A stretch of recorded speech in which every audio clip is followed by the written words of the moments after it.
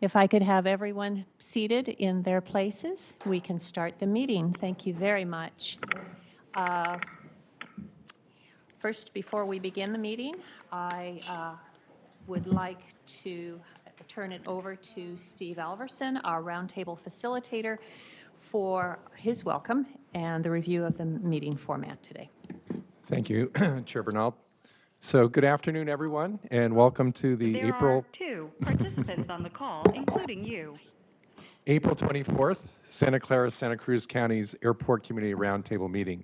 This meeting is being live streamed and recorded, and as you just heard, there are also some folks who are listening in. All participants in broadcast mode, press 1. To begin a voting and polling session, press 3. To change entry and exit options for future conferences, press 5. To allow future conferences to continue after the host disconnects, press 7. To place all participants in listen-only mode, press 8.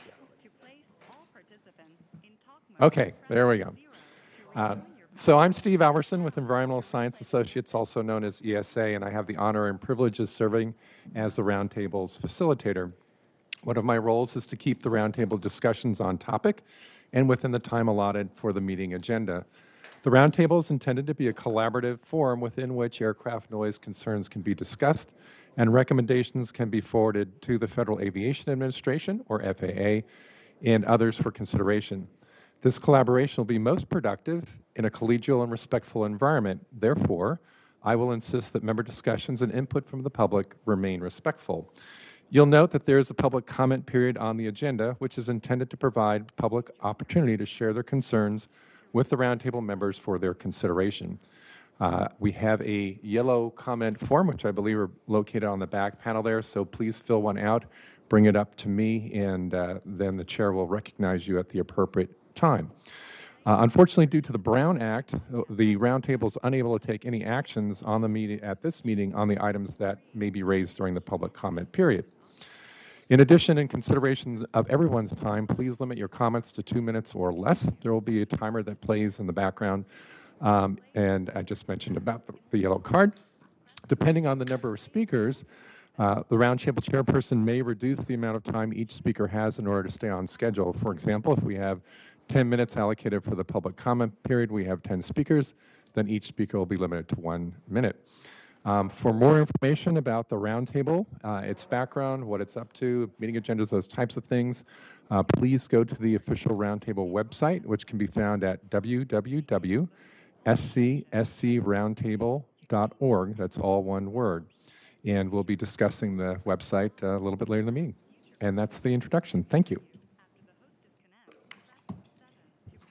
Thank you, Steve. I will be calling the meeting to order and ask for identification of members present. Lydia, may I start with you? Push. Lydia Cruz, City of Palo Alto. Kathy Watanabe, City of Santa Clara. My name is Steve Preminger. I'm from the County of Santa Clara. This is my first meeting in person.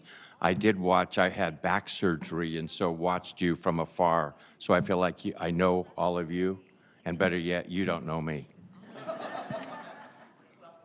Thank you.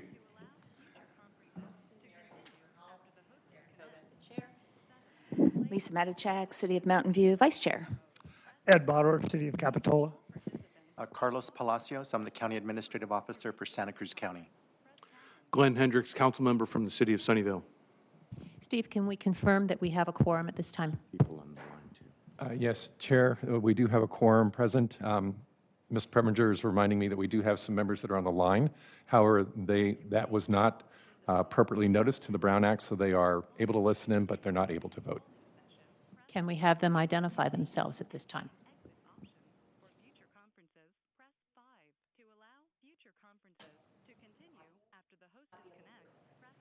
Okay. Did I hear Cynthia Matthews came on? Cynthia Matthews and Karen Chapman are both on the line. Wonderful. Thank you very much. Karen Chapman is from Representative Anna Eshu's office. Thank you.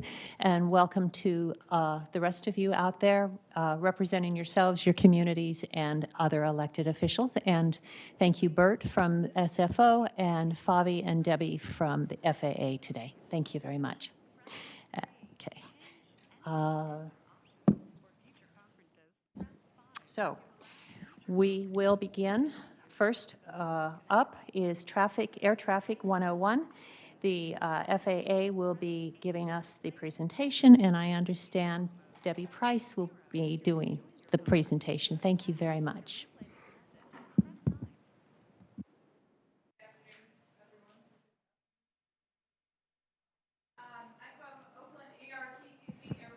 We're going to need you on a microphone since we're recording.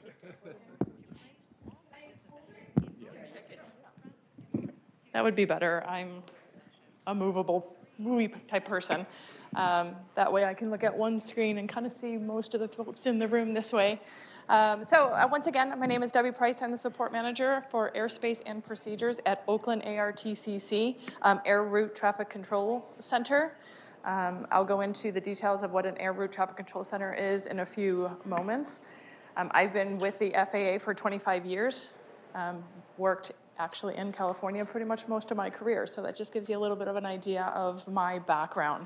I've been in the Bay Area the whole time, so love it here, don't plan on leaving, love California. So let's get right into this. Is Air Traffic 101. So I'm going to try and get to the basics. If I say anything or you don't understand, please let me know, and I'll try to further describe what I am referencing. If you look up at the screens here, so that's the beginning screen. Hey, Debbie, could you have the mic up to your mouth? Oh, please? I'm sorry. Close Is that to the better? mouth. It's real close? Okay, so I'm going to go back really quick. And I'm going to start the slide. So the first one is actually going to be a slight video, and I'll go into the details. This is a day in the life of air traffic in the Bay Area. So when they say other airports, they're referring to like Palo Alto, San Carlos, Moffett, Hayward. Then we got San Jose traffic in green. I know it's going fast, don't worry, it'll go more detailed later. Oakland traffic is in yellow, and then the red is all the San Francisco traffic that is in the Bay. If you've noticed, it kind of gives a good description of how much traffic, air traffic, that we have in a single day here in the Bay Area. It's going to kind of zoom in and let you know what runways that they're departing off of San Francisco here is they're coming off of 01 and landing on 28. That is, the runways are depicted by wind and heading. So a 360, which would be north, would be a runway 36. Oops, if that makes any sense. Hopefully that makes sense. So we're going to move on, and then this is going to just a description of kind of what happens. A pilot will try and file a flight plan. A flight plan is kind of like a triptych in your car. I want to go from point A to point B, and the pilot's going to do the exact same thing. I want to get from point A to point B. What do I have to do to get there? Fuel. How much fuel is it going to take? How many stops am I going to have to stop at to get fuel? Traffic. Is there traffic on the 101 to get to Los Angeles? Is there traffic on Highway 5? Weather. Weather plays a very big role in air traffic and deciding where aircraft are going to fly. So the same thing goes for your car. If Highway 5 in the Grapevine, if those are familiar with the Grapevine down in the middle of our state here, that gets us from Northern California to Southern California. If there's snow, you're not going to drive on it. You're going to go, oh, I need to take Highway 101 or 1 perhaps, depending on the weather. Pilots do the same thing. They will look and they will check to see, is there thunderstorms along the Midwest, which is very common. There's thunderstorm season. They'll look, is there thunderstorms? Do I have to go from point A to point B via a different point?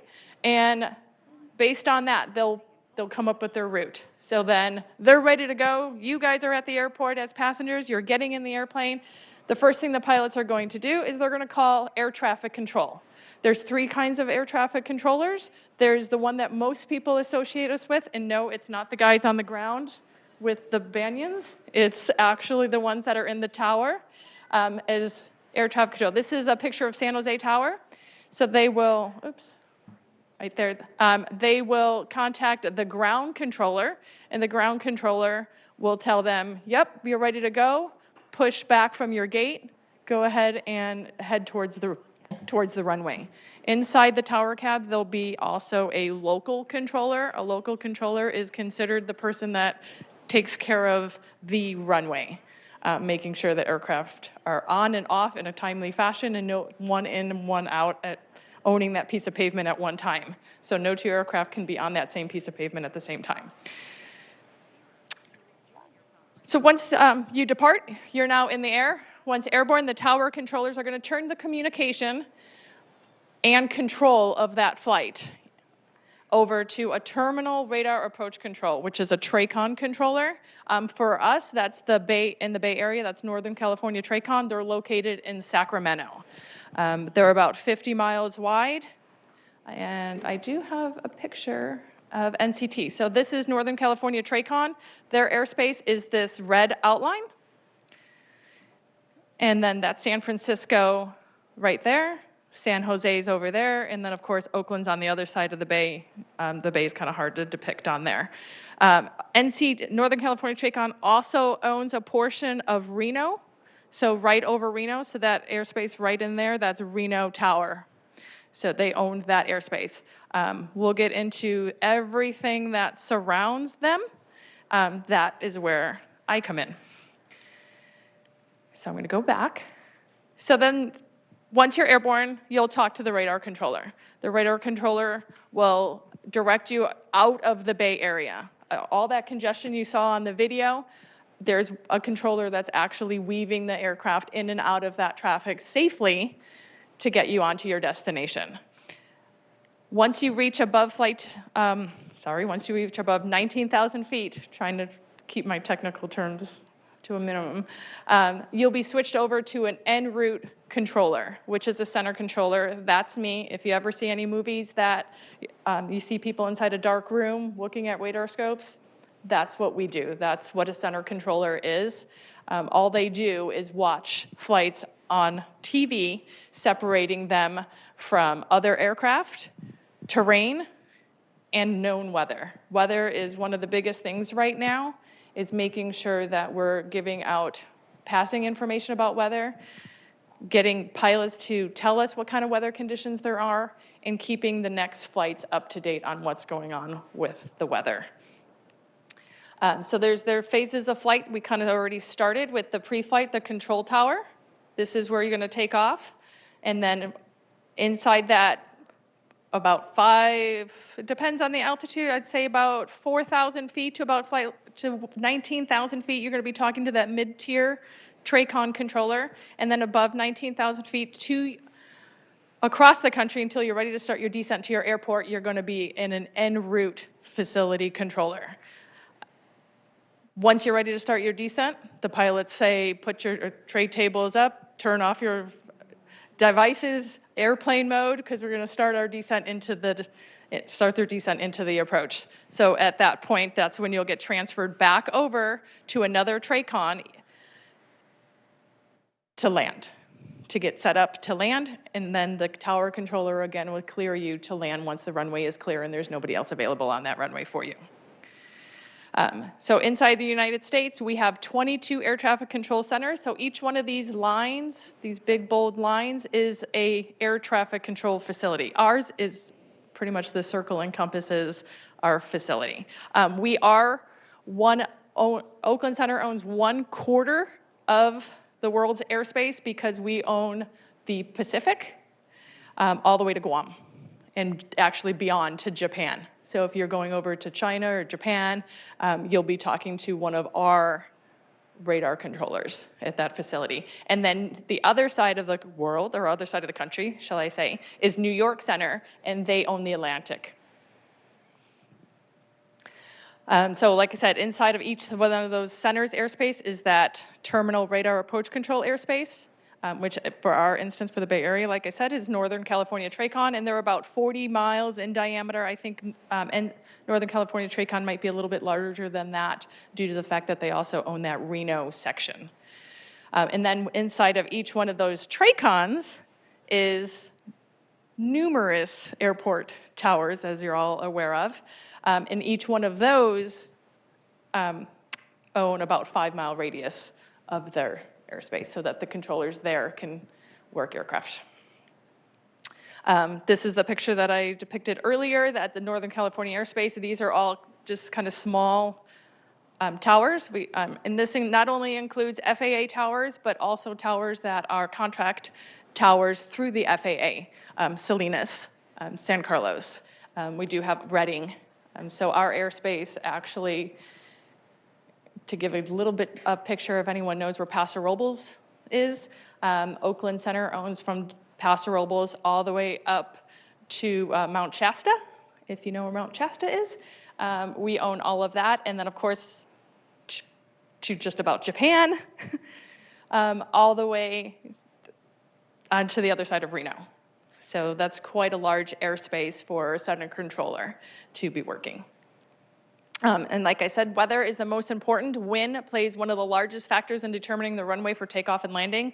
Pilots prefer to take off into the wind and land also into the wind. The wind flowing over the wings, if you fly a kite, you notice that you want to, when you take off your kite, you want to fly the kite into the wind because it's going to give it a little bit of oomph. So let's just say the wind gives the aircraft lift, which is that oomph, to give them what they need to get airborne. And then it also starts to slow the aircraft down, reduces its speed across the ground. So like if you're riding your bike and there's a lot of wind coming in your face, you're just pedaling and pedaling and pedaling. It's kind of the same concept when you're talking about aircraft. It's going to slow that aircraft across the ground till eventually you'll have the brakes and it'll stop.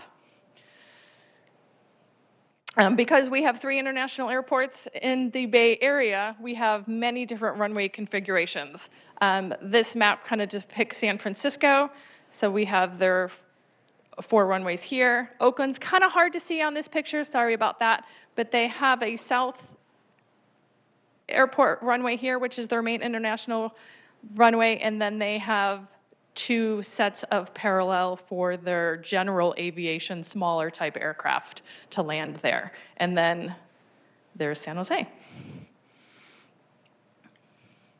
And then, of course, the most efficient and preferred routing in the Bay Area is West Plan configuration. We call it West Plan configuration, which is north flow, departures from San Francisco. You can kind of even tell by looking at these pictures that the efficiency of getting aircraft in and out of the Bay Area on a West Plan routing is definitely more efficient and beneficial even to the controllers than trying to do that opposite.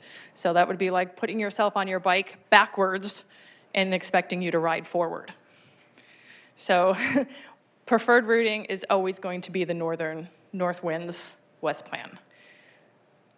And West Plan configuration for us is San Francisco departing 1 and landing runway 28. 28 is 280 degrees. Oakland will be departing, this is Oakland. Oakland would be landing and departing the same runway, 30 here. And then San Jose, also the same, landing and departing the same northern route. So just a little kind of cool information is there is, at least in peak hours, there's about 5,000 airplanes in the sky every hour. So you're translating over 50,000 aircraft in our sky each day. And then how is that even done? How do they separate each other? How do they avoid each other? That's air traffic control. Does anyone have any basic questions on air traffic control?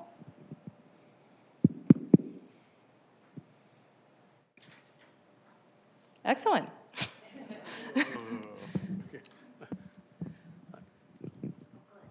Yeah, could you explain a little bit about, so it appears you have TRACON and then what is the local control that actually deals with the landing of aircraft? That's Could correct. you explain a little bit about the process of how aircraft are passed off from one to the other and how potentially the work of what TRACON is doing either makes it easier or harder for the local controllers in terms of how they're keeping sequencing and stuff? Sure, let me go back a couple slides. Let's see if I have, I might not have, no. So aircraft are lined up. I think a runway depiction might be a better picture for you. So when the center is issuing getting aircraft ready to land, the center is lining them up over one particular point. So one intersection in the sky. So that's what the center is gearing towards. And we're trying to line them up that way. It's no different than you sitting at a stoplight and cars are just kind of lined up behind you, or you're sitting on 880 all day in traffic. They're all lined up. Somebody's putting them there, and that's kind of like the metering lights for the on and off ramps is the center controllers are. And that's like 30 miles away from the Yeah, airport? so they 5 start, miles? they start at least, well, it depends on the airport, but we'll just use San Francisco. They will start at least, if not farther out than 30 miles out. The center controllers will start getting them lined up. If we have. And Yes. Debbie, are those called waypoints? Waypoints? Yeah, or intersections. Okay, thanks. I want to try and keep it, wasn't sure how, if. We're going to what they be mean. using that term, those terms. Okay, so yeah, intersection and waypoints are stoplights in the sky. So they, airplanes will go over those, they'll report those. That's our main sequencing area for us controllers. We'll meter, let's just say, we'll meter to that point so that the next controller can take it. The center will line them up, say 10, 15 miles in trail, so that the TRACON controller, when they get them, they come from different directions. So they're not all coming from one direction. They're coming from here, they're coming from here, they're coming from down south, they're coming from the ocean, they're coming from the Pacific. They need to sequence them all together into one string. So the center controllers will give them, say, 15 miles. The TRACON controller will give that opportunity to fit another aircraft in between that 15 miles. So then maybe they're 7.5 miles apart. That gives enough time for when they transfer the communication to the tower, the local controller that you're speaking of, gives them a chance to clear them to land and them to get off the runway and taxi starting back to their gate before the next aircraft comes in to land. If I could ask you, you said 9:15. What is the closest that planes can be? For center controllers, the closest we can get aircraft are 5 miles and 1,000 feet. TRACON controllers are generally about 3 miles and 1,000 feet. And then tower controllers, it's not that they get them closer, it's at that point they're lined up. It's just one on the runway at this one time. Okay, and then again with tower controllers and stuff, we've also heard some stuff that airlines can have, there's procedures everybody's supposed to be using, but then airlines can have their own procedures or their interpretation of procedures. Can you explain how that factors into this? I'm not quite sure what you mean by interpretation of procedures. We don't have any procedures that I can recall off the top of my head that are actually an interpretation of what an airline can have. Well, my understanding is that an airline can say, here, there's this procedure for landing at San Jose, and then they've got, because of what their aircraft are, they go ahead and they say, well, this is actually what we do instead. I wonder if you're asking visual versus IFR. Are you asking the difference between like a visual No, I know what the or difference in IFR? those Okay, two I are. wasn't sure. They do, let's use, Truckee for once is a very unique airport to get in and out of.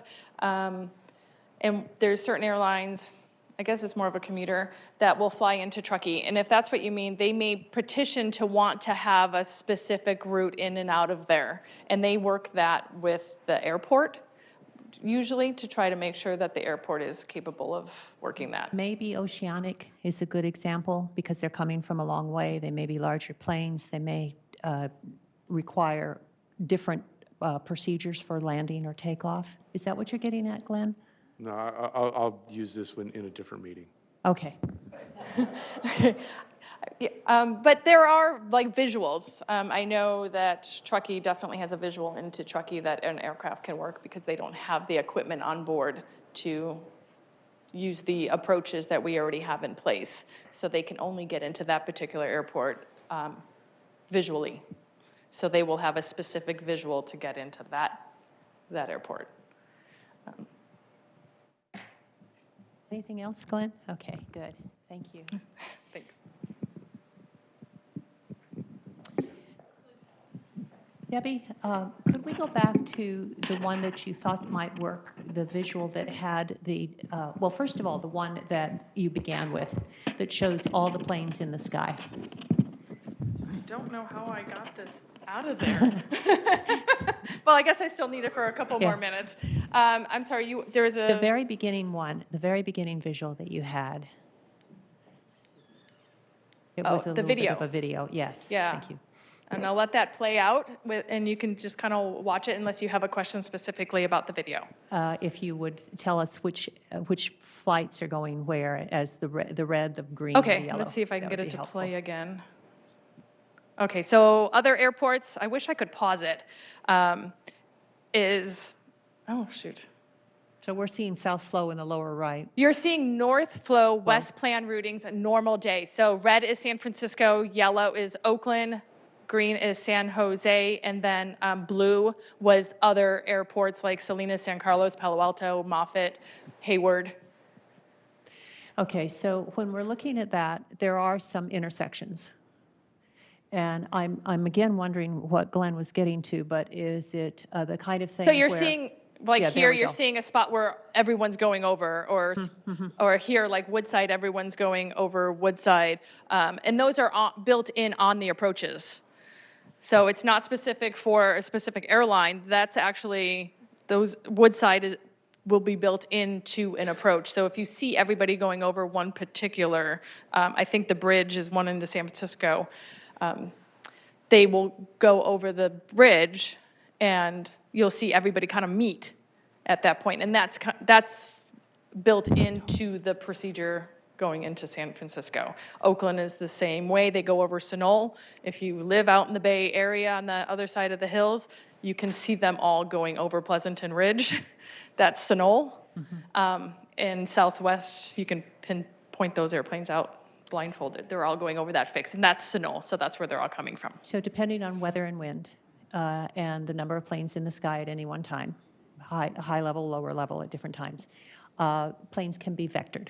Yes. Could you talk to that, please?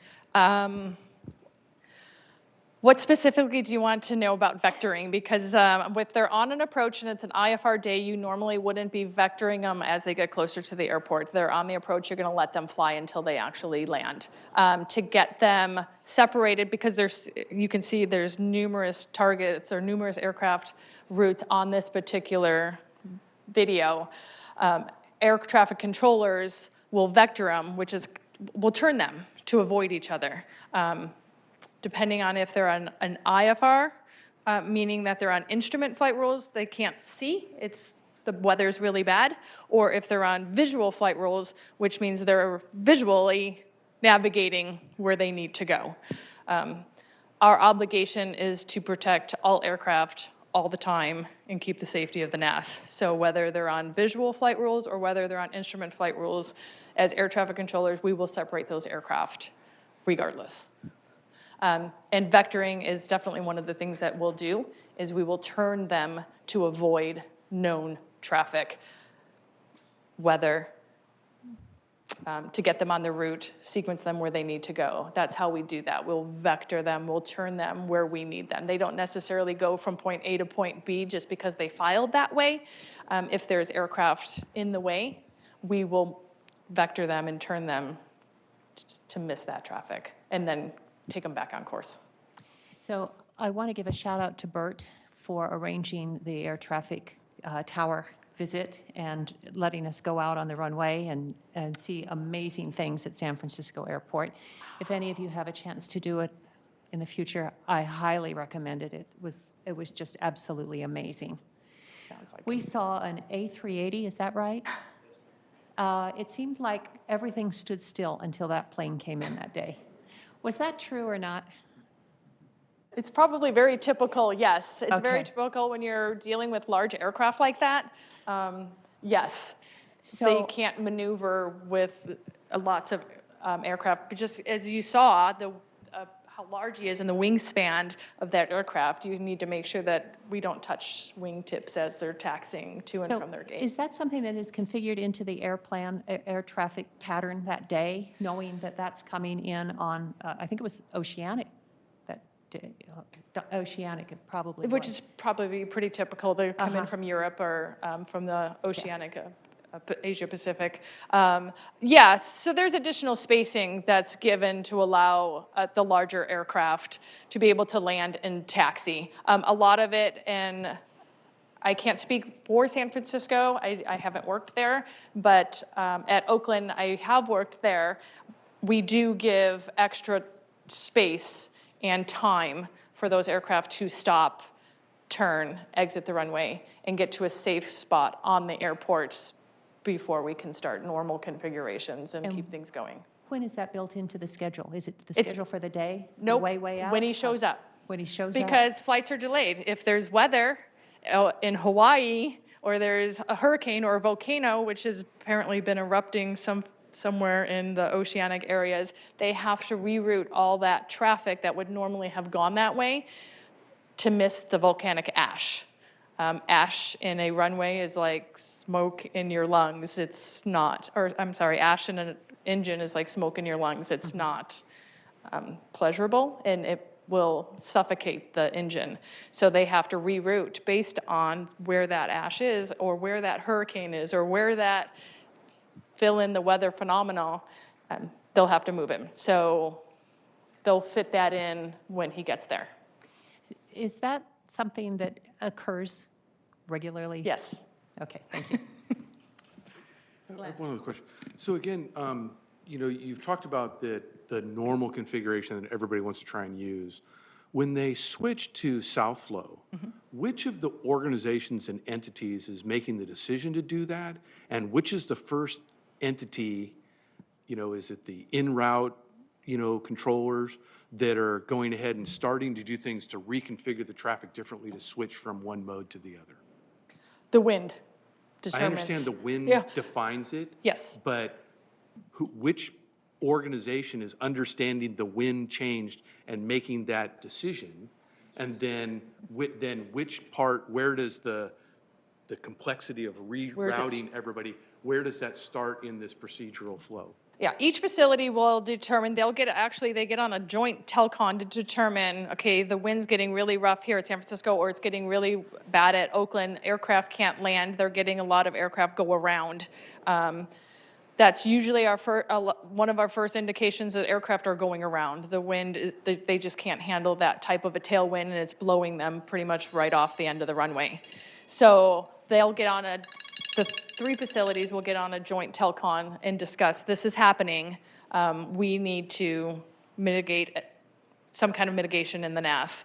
And they'll determine at what time, 10 minutes, 15 minutes, and what aircraft will be the last aircraft that'll land, and what aircraft will be the last one that departs that particular. And then the center controllers are actually going to be holding at a point in space that we have. They'll start holding the aircraft until all aircraft, before the aircraft that said this was the one that's going to change our configuration, until all those aircraft land, the center controllers will hold those until the last one lands, so that when the first one that comes in next, he'll be on the new configuration. Okay, and then so if I understood, you said San Jose, Oakland, and San Francisco would all shift at the same time or not?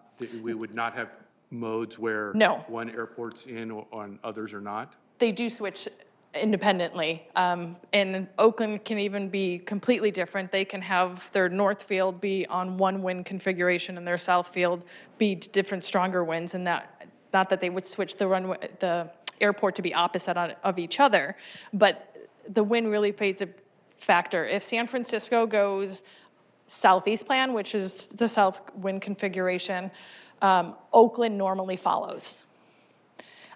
Just based on the traffic coming out of San Francisco. So if they're coming out here, Yeah, could and you they're go to coming out the here. picture where you have all the arrows going every which way? I think that might be a good picture for it.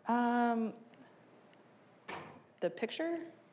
This one? No, the one where you got, Oh, yes, this That one. one, yeah. Okay, so they're coming out here normally, and then they're coming out of Oakland normally this way. There's a built-in crossing restriction for the San Francisco departures to be on top of those Oakland departures, and there's a built-in restriction for those Oakland departures to be underneath those San Fran departures. So now if you're going to switch that around, now they're going to be coming in this way and this way. There's a built-in restriction. We have to make sure that those two aircraft are missing each other at that same point again. So there's built-in restrictions. So if San Fran switches to a south wind configuration, Oakland 99% of the time, and I'm not going to say 100, but 99% of the time will switch with them.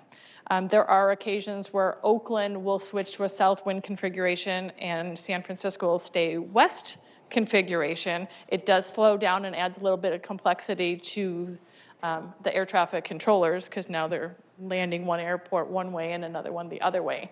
San Jose is a kind of a unique situation. San Jose sometimes can be very independent of themselves. They can switch their own runway. They can switch from 12 or 30 and not have too big. I mean, they'll have an impact, but not quite as, because these two, I mean, are right across the bay from each other. So they're very tight, complex there.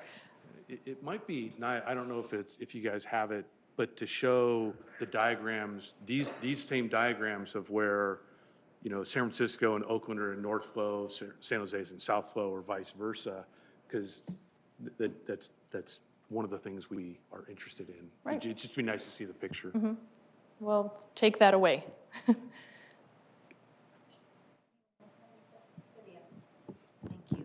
Thank you for the presentation. It's very informative. Well, you're welcome. I wanted to find out, for San Jose Airport. Lydia, or can for- you talk into the microphone, please? Thank you. For any of the airports, the standard instrument departures, can you tell me a little bit more about that? What exactly? So when they're taking off, is it standard, or so certain regulations that the airlines have to use or FAA has to use in their path to take off from the airport, so that they don't deviate too far or off route? Yes. So there is, and is that mandatory? So each runway has its own instrument departures, and based on where the aircraft is going, will sometimes determine what departure they will have. So if they're going to JFK, it may warrant them to have one particular instrument departure. I can't speak to which one that would be, but we do have it set up so that, yes, that's exactly, they don't just, I want to say willy-nilly, just kind of depart and go on their course. And that's what keeps this flow working, is the fact that it is metered so that each aircraft is going off on a specific route, and the controller sitting in the seat will know, okay, he's coming off on ABC departure. I know he's going to go to this, from San Jose to this fix next. And then they have some, depending on the procedure, will have restrictions that they need to climb to meet to make sure that they're not intercepting or in conflict with any other air traffic that might be out there. Yes. If I may, would Of course. you speak to the, there we go. Would you speak to the computer assignment and the airlines filing flight plans? That way they understand a little better how the assignments happen. Oh, okay. That gets in a little bit more into the weeds a little bit, but definitely aircraft and pilots themselves or their company will file a flight plan, a route. They'll fly whatever they want and what works best for the airline. What's going to give them the most efficient fuel? What's going to get them to point A to point B? What's going to get them what they want? They're looking at them. They not necessarily are always looking at us and the NAS and what's best for the NAS.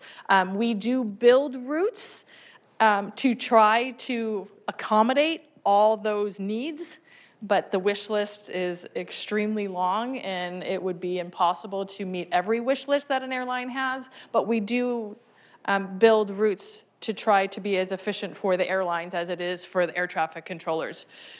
So they will file point A to point B, and if they file direct from San Jose to JFK, It seems practical. Why can't I do that? As a crow flies, why can't I just go ahead and I'm in an airplane and just take off and go wherever I want? Well, what if you did that and you did that and you did that and you did that, and now we have no idea where anybody is really going? So our automation system at the center will say, you're departing San Jose, you're going to JFK, because there's other flights that are also going to JFK coming off of San Jose or Oakland or San Francisco. You're supposed to be on this departure procedure. We want you here to meet the restrictions of the NAS and to get you a safe departure out of your airport to get you to your destination. So our automation system will assign them a route and say, this is what's going to be best for you, and give the pilot, and the airlines give enough notice so they have enough fuel on board, they can check for weather along that route, they can do any of the checks and balances that they need before they take off. Bert, thank you for that extra Did I question. go into that enough for you? You nailed it. Okay. Thank you. And what does NAS stand for? National Airspace System. Oh, okay, thank you so Sorry much. about that. No, that's okay. So I just wanted to find out, does that fall under the airports? The National Airspace System? No, the standard instrument departures, some of the routes that you're talking about, is that under FAA, or would that be under the airports? Go ahead. Under airport to regulate and to follow, enforce? That's under FAA. Under FAA. Yes. Thank We you. do those. We will assist, we'll try to work with airlines, work with every company, work with the NAS and see what's actually best that benefits everyone involved. It's not just one aircraft, it's not just one company. It's we look at all, not just me. Debbie, thank you very much. Lydia? I'll find out myself. Well, okay. We also have time for public comment later on this afternoon. Thank you again. I'm sorry, Marilyn, Appreciate can I just ask one quick question? When you're I'm just behind time. defining, the benefit of everyone involved, can you define what groups those are or are not? And is the public on the ground one of the groups that you're trying to see? Does it benefit everyone involved? Yes, it does involve. It does try to involve everybody. We do get involvement from the airlines. We do get involvement from. Sorry, I have my back towards you, folks. We do have involvement from the airlines. Most airlines are involved in that. It does go through the FAA process, and where it goes once it's actually the procedure is built, I can't go into details on that for you, unfortunately. But I do believe that it does go out for public comment. Glenn, if that's something that you'd like to bring up for future addressing, that would be appropriate. And Lydia, if you have something more too, again, for something that you'd like to see addressed later on. We now move on to item number 4. Again, I'm trying to stay with the agenda, and we're already 5 minutes out. So this is an FAA follow-up on the Loop 5 departure procedure. And again, FAA, you're on.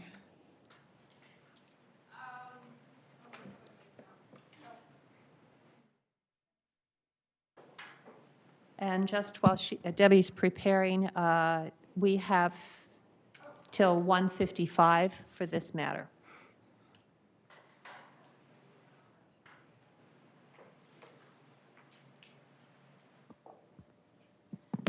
Hi, good afternoon, everybody. I'm Fabi Garcia, the Senior Advisor for the FAA. At the last meeting, the Loop, you were briefed on Loop by Steve Alverson, and some questions were raised as part of the follow-up. We received questions through email, and that is what Debbie is prepared to answer today, and we'll both just try to cover the questions as much as possible. So one of the first questions that was addressed is why is the Loop 4 IDP being replaced? Instrument Departure Procedure is what IDP stands for. It's being replaced due to the fact that modern aircraft right now, oh gosh, I keep hitting the wrong button. I'm sorry, everyone. Oh, can you get that back? I'm going to try not to touch it. Okay. I'm sorry, and just as a follow-up, the day after the roundtable, We sent out these graphics for information. I think Steve had shared something very similar, if not the graphic itself. But we sent out an email to I think it was Steve and Andy explaining some of the reasons, but we did receive the following questions. So I just wanted to point out that this is the same graphic you received in email. So once again, the loop is being amended, and it's for the flight management system inside the aircraft. It's kind of like the autopilot. Aircraft can plug in a departure, and the aircraft will fly that departure. The old departure allowed the aircraft to take off, and they didn't have much direction as to when they started their turn back to make that full loop to go to the north towards Boomerang. This caused a lot of internal issues with air traffic control. Each aircraft did something different. That's that whole unstructured that I was talking about earlier, is with each aircraft doing something different. The Northern California TRACON controllers, it would cause a lot of conflict within the sector of the controller that's working there. If someone made a sharper turn, then came out and turned immediately versus someone that was climbing at a different rate and came around before they looped up towards Boomerang. So this fix was put in there to assist with those conflicts so that the aircraft can perform and be where we need them to be. And when you say this fix, I mean, it sounds, to people who aren't familiar with fix, it sounds like you fixed something, but you're talking about an intersection. Yes, this intersection. So fix and intersection are kind of the same word when I'm talking air traffic. So if I say fix, I'm not fixing a broken leg table. I'm sending them to an intersection. We call them fixes. Thank you for clarifying, having me clarify that. So again, the next question was, why is the Loop 5 IDP an improvement on the Loop 4? I think I kind of already went into that based on putting the aircraft where the controllers need them to alleviate any conflicts that are happening inside of the Northern California TRACON radar sector.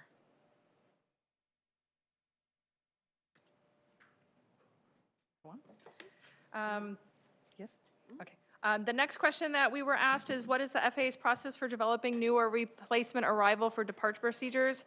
And this is going to vary depending on the type of procedure that's requested. I'm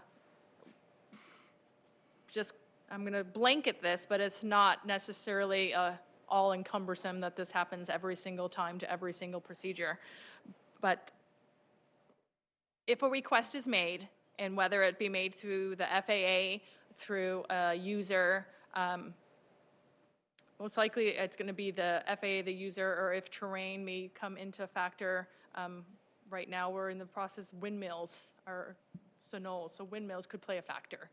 So a procedure may need to be changed for that. So if something comes in that's a safety in the NAS, it'll go into a gateway, a web page. So we'll type the request into a gateway, and then the flight procedures team will actually determine if the request is even possible. We don't make that. I can have a wish list from here to the moon, but if it's not something that flight procedures deems possible, they'll send that back to me and let me know. Hopefully they'll let me know why that We it's not have some new capable. members. What's Gateway? Gateway is the IFP, I know, I'm giving it another acronym, Instrument Flight Procedure website. So Gateway is kind of like, is the website that we type that into. And then once it goes through once flight procedure says, yeah, we can possibly do that, it'll go through approval and funding process. After that, it'll go through design coordination, work with the facilities, work with the airport, work again with the industry, outreach, community involvement at that point, and then environmental impacts, if there are any, will get analyzed. Finally, once environmental has approved it, design goes to Oklahoma City, and they will do an analysis and develop a quality assurance and quality control to verify that it's a good procedure. After the procedures are sent through I'm sorry, once, once they've gone through through the flight procedures team, they'll go for flight inspection. Flight inspection is an actual aircraft going out there with the proposed procedure and flying it. And a pilot, instrument pilot will come back and tell us, yes, this is feasible, or no, this is not feasible. And then he'll load his information into the gateway. And then once that passes, it's sent out for publication. So once it passes the flight inspection, it'll be sent out for publication and then implemented, hopefully. All right, thank you. Okay. Are there any questions? Lydia, yes.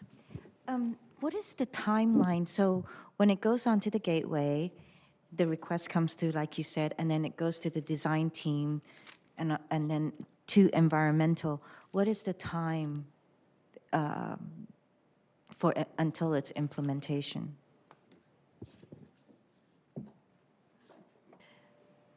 It could take a long time, but once a full working group is established, once we have the group identified and it's established and we're going to work on developing the procedure, it could take about 12 to 18 months. But I think what I do want to say is that we'll provide some more detailed responses for you in writing so that you can share with the group. You know, we would like to request that the questions do come to us the 30 days in advance, so we try to do our best and try to at least give you something for today. We'll definitely have the rest of the information for the next meeting. But at least it was trying to give you an overview of what the process is. But at a minimum, it'll be 18 months. Thank you. Thank you. Yes, Ed. I can appreciate from looking at the design here that there's a change that you're making to this procedure, and it's up in the air, and it's something to facilitate what you're doing. But I brought this up at the last meeting. The reason we're all here is when you change a procedure, we need to know how it affects us on the ground. And what I asked for was was some kind of reference to where this is. You know, what's underneath this? Is when you're changing this loop, are you now flying over Levi Stadium? When you make a change, we need to know where that change is going to do to accommodate what you're trying to do. So that's what I'd like to see. Any procedure, whether it's loop, pirate, anything that we're going to have a discussion on, these maps work great for you because you're just trying to fundamentally see how to make a better procedure to get them on track we need to go in. And that's great. The only reason we're all here is we deal with what happens when that procedure goes into an affected community. So again, I'll ask, any of these FAA maps that you generate, somehow figure out how to key them so we know what's going to be affected. Thank you. Thank you, Ed. Yeah. Glenn, yes. Yeah, I'd like to pile on with Ed, and I get this is what you're giving to aircraft people. And I understand why it wouldn't be on this, but where would I easily find the link to the analysis that was done for what Ed was talking about that said, here, what was the situation or experience on the ground before this procedure or during the current procedure, and what is the experience on the ground with the new procedure? Yeah, and like I said, I understand it wouldn't necessarily be on this diagram because this goes to a pilot, but where would I, as a member of the public, easily find that piece of information for any given procedure change? And if that comes in the next, cycle, that's fine. But Okay. that's what I think as an ongoing thing. That's what we're going to want to know about everything that we talk about. Is you're talking about the impact to people in the sky. Cool, understand, safety is very important, and I don't want planes running into each other or anything. But we're really trying to understand, what was the condition on the ground with whatever the current procedure or non-procedure is? What is the impact on the ground with the new procedure? How was that analysis done? How do we easily find it? Okay. So we can note these, and Steve and I have, and submit them to the FAA so that they have the 30 days that they are asking for in order to answer them, and expect an answer at the next meeting. We have met the 155 target. Darlene, I know you have a card, and Robert, I know you have a card. Are you willing to note? I have for topic number 5. Oh, it's pirate. Okay, good. Thank you. It is for this one. Can you keep the question to the end, or is it a short one that we should know right now? You need.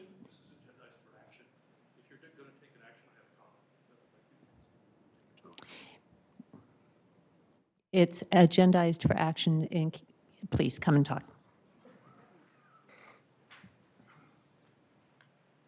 I don't know what action you're considering, but to the extent that a vote is about to be taken, I think it's important to recognize that this is going to create a rail. And to the comments that have been made recently, we are here for one reason. Primarily, this body was convened because rails were created over people who didn't understand that they were coming, have been trying to get rid of these rails. And if there is a process that involves public input regarding the impact of people on the ground, I don't think anybody here knows it. So I would encourage the committee to oppose an approval of this until you have more information, if there is indeed an action to be taken here. Thank you. Thank you very much. All right, I'm going to close the public comment period. Can I just Lisa, clarify, yes. you want us, if we have more questions, because I had some questions about this, you want us to send them to you? And then you'll forward them to the FAA? We need to put them all together. We do have time, definitely at the end of the agenda, for those kinds of questions and Okay. for capturing them today. Not sending them to me, but today. And certainly you can send them to me also. But we have an agreement with the FAA that if we are going to be asking questions, they have 30 days in which to respond. And we will be going over those rules later on this afternoon. So this will be an opportunity later on this afternoon. Should you have questions, please note them down now. And so we are at an action item time. I believe the capturing of the questions, that's why I let you go ahead and talk, is the action that we wanted to take, so that I will sign a letter submitting the questions. And if you have something that you would like to further ask, again, it's a 30-day process. So if you can do it today so that we can make the next meeting, that would be very helpful. And certainly, you can scribble them down on this if you have something. We are not, to answer your question, approving the loop today. We are asking questions. And it pretty much does depend on, or goes to what Ed and Glenn did ask in terms of how can we better understand the impacts and the procedures that you're doing. So thank you very much. Steve, do you have anything to add? No. Yes. Did you want a motion on this? I don't think we have. I'll defer to Steve. There certainly could be a motion on it, or the roundtable could consent to Mary Lynn taking that action. The only motion I would make was to continue this to the next meeting and allow questions to be submitted. That would be my motion. Sounds good. Thank you.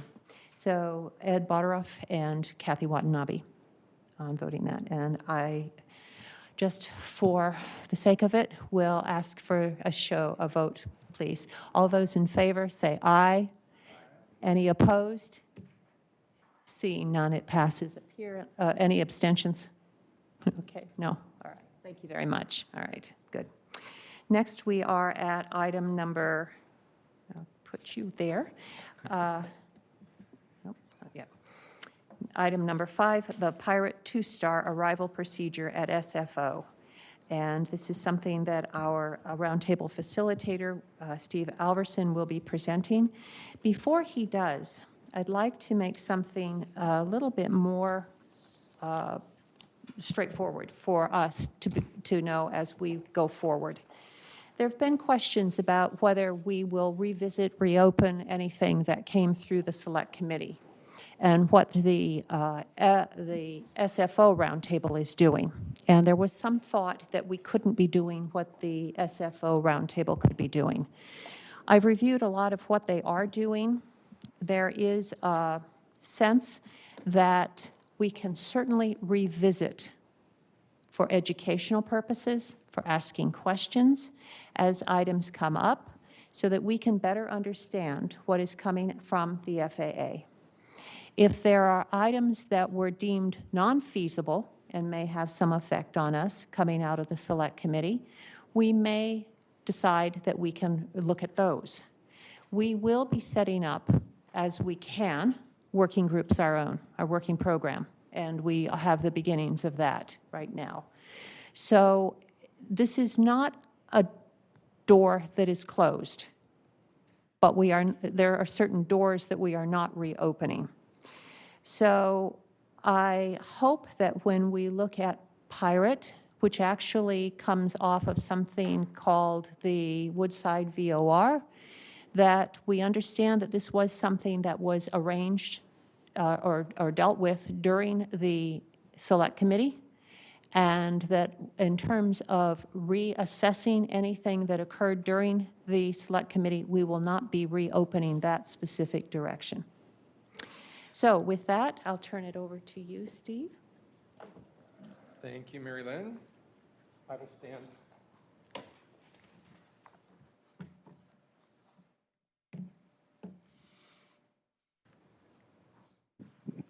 Testing 1, 2. Excellent, thank you.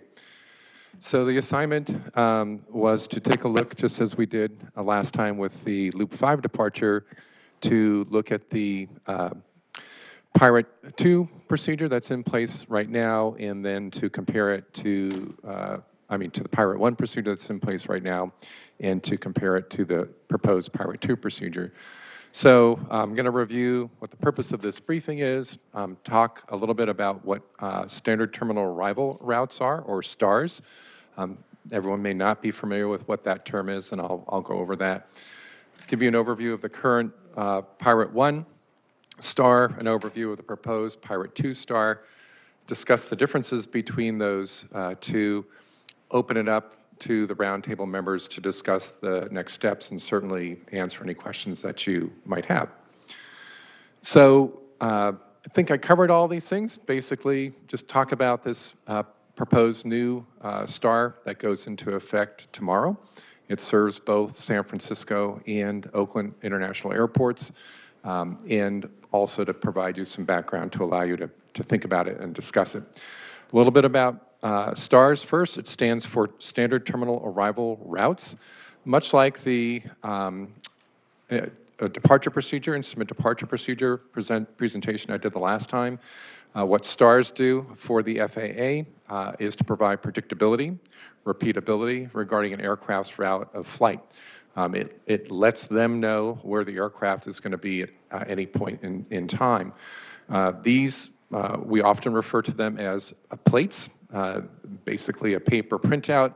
In the olden days, now they are electronic version, and they're carried by the pilots either previously in paper form, or they're stored on their tablets that they take with them. They're also, and probably most importantly, stored in the aircraft's flight management system, or FMS, as Debbie had mentioned earlier. So the pilot can pick up the Pirate 1 STAR, plug that in, and then the aircraft knows where it needs to go from that point forward. STARs also, much like instrument departure procedures and approach procedures, do take into account terrain, obstruction, airspace, conflicts, and other procedures. They also are critical during lost communications, so that the controllers know where that aircraft is going to be as it's moving through the airspace. And the reason we're talking about this today is much like the loop departure procedure, they're updated on a periodic basis by the FAA as needed. We also discussed, too, the Instrument Flight Procedure Gateway, or the IFP Gateway. This is a screen capture of that, a portion of it, where the procedures that are being considered for potential review or publication are listed on this website. You can search for them by airport and pull up all the ones for San Francisco, or San Jose, or Oakland. This gateway, as I mentioned at the last meeting, it's intended for the National Airspace System users, or the NAS users, and it allows the users to find procedures by airport.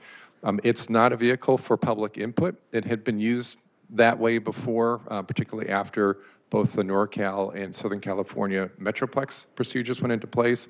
The FAA clarified, there's a little disclaimer box on there saying that this is not where they're looking to take comments on these procedures. We offered, and at the last meeting, that we will monitor the site on an ongoing basis.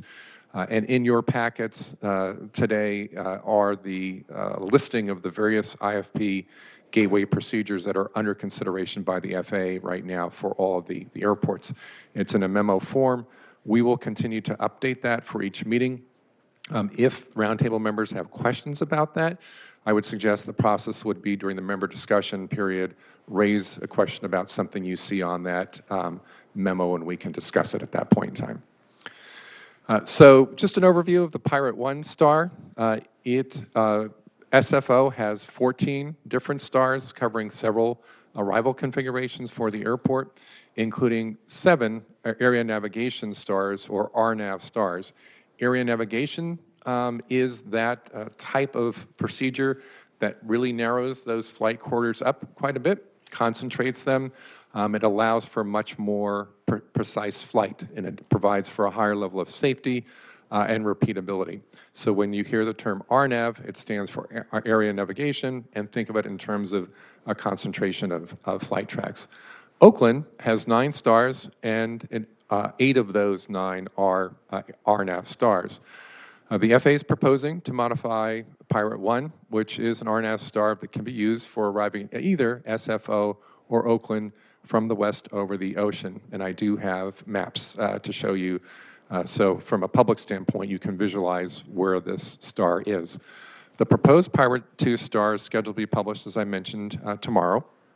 And the FAA has indicated that the Pirate 2 star will implement the Select Committee's recommendation to keep aircraft at 8,000 feet above mean sea level over the woodside, very high frequency omnidirectional radio navigational aid, or VOR, when safety permits. And that's one of the important caveats, is that handling the traffic, handling the volume, and for safety purposes, they'll do that when they can. If they have to get off of that for safety, they will step off of that procedure and more than likely use vectoring. And we put a little footnote there that this is item 2.3 from the report from the Select Committee of the November 17th version of that for 2016. So a couple of images on this. On the leftmost side of the screen is the airport diagram for Oakland International Airport. In the center is SFO. Those are the 2 airports that this star serves. And then on the rightmost side of the screen is the current existing RNAV, Pirate 1 RNAV star. As I mentioned, this 1 star feeds both of those airports.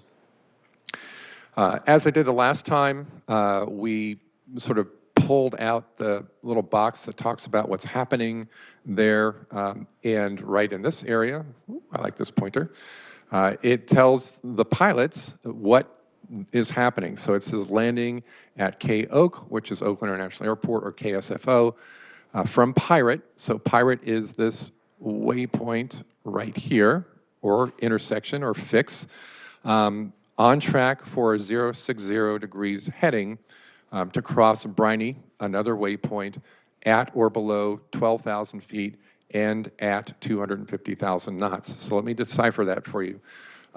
060 degrees is the heading of the aircraft. It's in a magnetic heading. Everything that happens in the air traffic world is magnetic. We tend to think in terms of true north, where north is straight up. And the way the real world works is that magnetic north actually moves over time. We refer to that as variation. So from year to year, that magnetic variation changes, and every once in a while, the headings that are being used have to change along with that. Debbie mentioned earlier the way that the runways are named. With a runway with a name of 360 or 36 being a 360 degree heading, there are instances where that variation changes enough, it can go in one direction or the other, and your runway winds up being renamed. So the aircraft are on this 060 degree magnetic heading. They're crossing Briny at or below an altitude of 12,000 feet. That's above mean sea level. And at a speed of 250 knots. The idea of that set speed is so it meters, as Debbie said, those aircraft. Every aircraft is flying exactly the same speed. It's much easier to keep them separated from each other and keep that 5 miles in-trail separation. They proceed on track, keeping on that 060 degree to cross another fix or waypoint called ARG, ARGGG, at 8,000 feet above mean sea level and at 230 knots. And I should mention that 230 knots is an indicated airspeed, so that's what the pilot sees in the cockpit. Depending on what the winds aloft are doing, that aircraft may have a much faster ground speed or a much slower ground speed. So when folks in the community are looking at various websites and say, well, the aircraft was doing 270 at this particular location, the reason is that it may be flying with a tailwind, and in the cockpit, it's indicating 230 knots. Then at that point, after passing ARG, that aircraft would keep on track for a 060 degree heading, and then expect radar vectors assigned to the assigned instrument approach. As Debbie mentioned earlier, radar vectors is when the controller then essentially tells the aircraft which heading, which direction, and what speeds for it to fly. Those radar vectors can actually occur before the aircraft reaches ARG, or it can occur after the aircraft reaches ARG, depending on the way the traffic flow is occurring at that point in time. So this is Pirate 1. It's the existing procedure. And now I'm going to show you Pirate 2 in how that changed. And giving you the overview here, and I'll go ahead and zoom in on this next slide. And the part that's probably of most interest is the one that's in this sort of rectangular box here. It's the last little bit of what's being flown. One of the differences that the Pirate waypoint, now those aircraft must remain at or below 15,000 feet above mean sea level. Before, there was no restriction on the altitude there. And the FAA indicates that that was a request of the Air Traffic Organization, or the place where Debbie works, for that particular altitude restriction. Also, the magnetic headings on this chart between Pirate, Briny, and ARG changed from 060 to 059 degrees. There was no explanation given on the IFP gateway about why that change was made. One could jump to assumptions that maybe it's the magnetic heading issue, but it's a little bit strange in that the description of the route that's below there, all of the headings on that description remain 060 degrees. So there's some sort of discontinuity between those two items on the chart. Maybe it'll look different when we see it come out tomorrow, hopefully. And the other item, which is in a sense a little bit minor, but it's a bit odd, is that on the Pirate 1 chart, the locations of SFO and Oakland were up to the north of where ARG is, which is where they are to the north and to the east. And on this depiction here, they're down to the south, which to us lay people may make you think that suddenly this star has been moved completely north of San Francisco and Oakland, and that's not the case. It's just that those airports are noted on a different spot on this piece of paper. It's coming in virtually exactly the same location that it was before. So let's take a look at this on sort of the real map that Glenn was talking about earlier, so it's easier to see where everything's happening. So there are a number of these waypoints that are quite far out over the ocean. We finally get into Pirate just about here, so we're multiple miles off the Pacific coast. We then have Briny, and then we drop down over the coast and we hit ARG. And although it's difficult to see here, ARG and Woodside VOR are co-located at the same point. So essentially, the termination point of this star puts the aircraft right over the Woodside VOR. And I'll zoom in on that a little bit. So this map shows the vicinity around ARG, and you can see coming in from the left-hand side or west side of the screen where ARG is here, and it's exactly at the same spot that the Woodside VOR is located. So we don't know all the answers because we certainly didn't prepare this chart, and there may be questions that the Roundtable has as well. So these are some that we just raised for the Roundtable's consideration. how do the Pirate 2-star changes implement the Select Committee's recommendation? It's not clear from looking at the new chart what the difference is between the first one, Pirate 1, and the second one that makes it easier to adhere to that 8,000 feet over the woodside VOR when safety permits. So that would be something good for the FAA to explain. As with the Loop 5 departure, and clearly as expressed by the Roundtable members, it would be good to know what environmental analysis was performed to evaluate the potential impacts of the Pirate 2 star so that members can take a look at that. And also asking if we can get a copy of that for the Roundtable to take a look at. And you may want to consider, as we did previously, extending an invitation to the FAA to answer these questions and others at the May Roundtable if that works from the FAA's timing standpoint. So that's the presentation on the Pirate 2 star and the differences between Pirate 1, and I'll open it up for any questions. Steve, we just pulled the current chart releasing tomorrow, shows 059 instead of 060. Down in that, the language Through portion of it? No, through the segments. Okay. So there's still the discrepancy. Let's see what I'm, Yeah. oh, it's all, Yeah, it's been corrected. yeah, okay, great. Yeah. Starts off at 059 and then it goes 060. Yeah. 060. Thanks, Bert. Yeah. So it has been corrected now. All 060. So what that point is that it's essentially identical to the, at least as far as a layperson's eye, as to what the Pirate 1 star look like. The headings are the same in terms of the headings. We do have that altitude restriction at Pirate being at or below 15,000 feet MSL. Great, thanks, Bert. Okay. Thank you, Steve. We have 4 cards. We're already late on time. If you can do your questions in 2 minutes, or your comments, I'd appreciate it. Darlene, you're first, followed by Robert, then Marie Jo, and then Karen Porter. It's a little tall, but I'll do my best. Previous comments were made from the Roundtable that were spot on, which is what is the community impact? And I think that's what we want to talk about for Pirate. First of all, the comment that it's following the Select Committee report is a little bit disingenuous. I think we're all at the Select Committee, and the 8,000 feet is correct over Woodside. But the additions that the FAA made seems disingenuous. This route is going from a private arrival to a new public RNAV star. That means, as you heard earlier, any airline can lock into this procedure, which was not the case before. The second change that they made, and this was presented at the San Francisco Technical Working Group March 7th, was that it's now going to be an OPD procedure. Again, we all know what OPD means. It means a rail.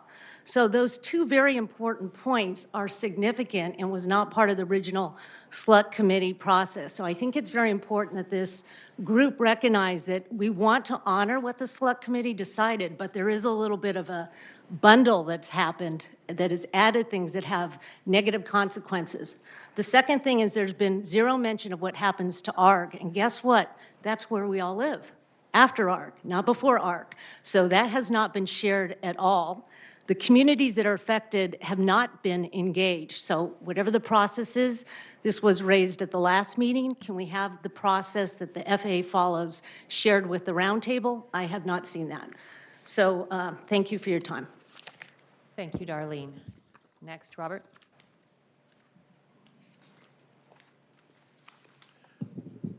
We heard that the IFP Gateway is not the place for residents to submit comments for the FAA's consideration. It's unclear to me what the right place for that is.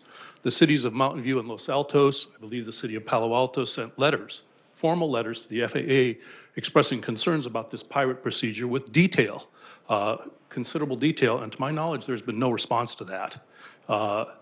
So it's unclear to me how the public is expected to provide input to the FAA. If the FAA is listening, we don't know it because we're not getting feedback. That's the first point. What do we know about Pirate? We don't know anything.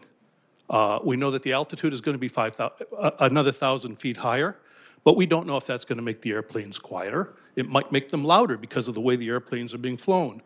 The requirement from the flight plate is the airplanes have to hit 8,000 feet exactly, and they have to be flying at exactly 230 knots. That's independent of the kind of airplane that's coming in. And removing that judgment from pilots could very well cause the airplanes to be louder, even though they're 1,000 feet higher, because the dynamics of airplanes are weird. And altitude is by far a subsidiary consideration in terms of the amount of noise that an airplane makes. So each flight might be louder. Because the airplanes are going to be flying under flight management systems, we might very well see more concentration, certainly to the ARG waypoint and possibly after it. And so that's a great concern.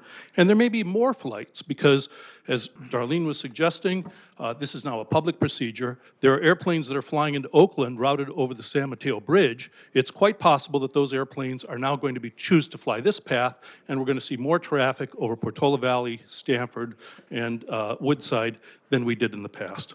Thank you for your time. Thank you, Robert. And Marie Jo. I have a visual that will be distributed.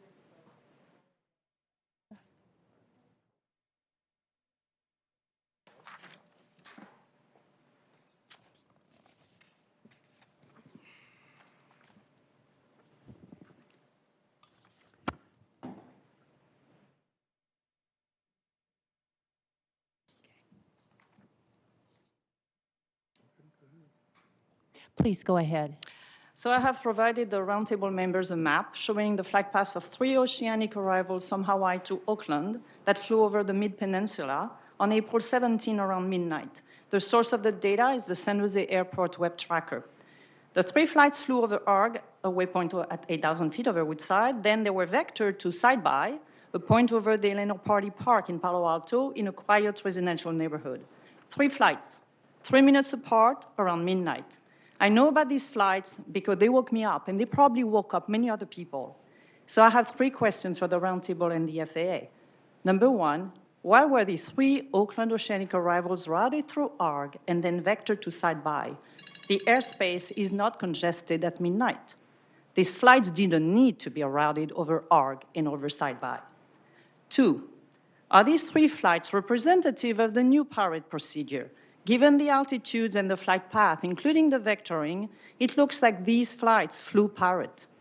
Number 3, will the FAA share with this Roundtable the Pirate impact analysis results for flights that are vectored from ARG all the way to the Bay, and if so, when?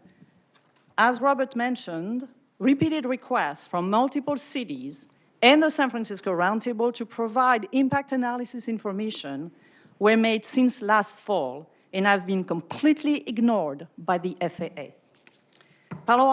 Pirate will go live tomorrow, April 25th. It will mean more concentration, more flights at night over residential communities, and in particular Palo Alto. The Select Committee never recommended Pirate.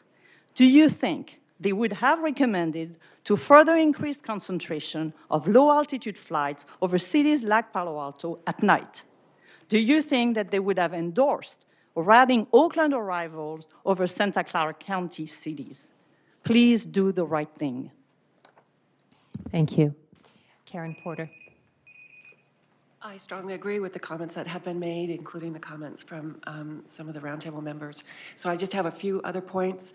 While the Select Committee did talk about 8,000 feet at the Woodside VOC, the Select Committee also emphatically recommended that altitude at what was then Menlo, now Side-by, be a minimum of 5,000 feet. So for the FAA to say, oh, great, we're doing this one thing without the other, I think is completely disingenuous.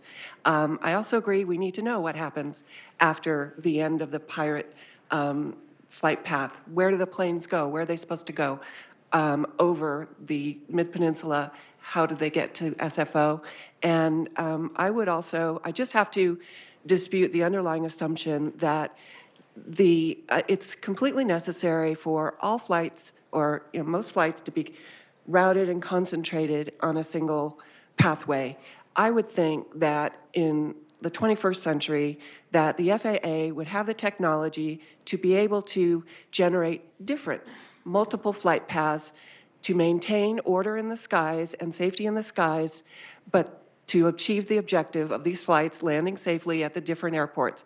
They don't need to all go on one route. I can get from here to San Francisco multiple ways. I can go 280, I can go 101, I can go 880, I can take the train. Why can't the FAA do that with flight paths that approach these airports? Thank you. Thank you.